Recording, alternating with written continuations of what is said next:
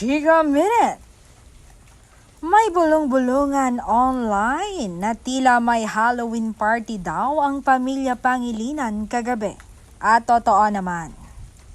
Ayon sa kanilang mga IG story na magpipinsan. At invited nga daw itong si Bel Mariano sa party na iyon, ang rumored girlfriend nitong si Donnie. Kung totoo man, obvious dahil na sila nga. Obvious rin na talagang tanggap ang dalaga ng pamilya ng aktor.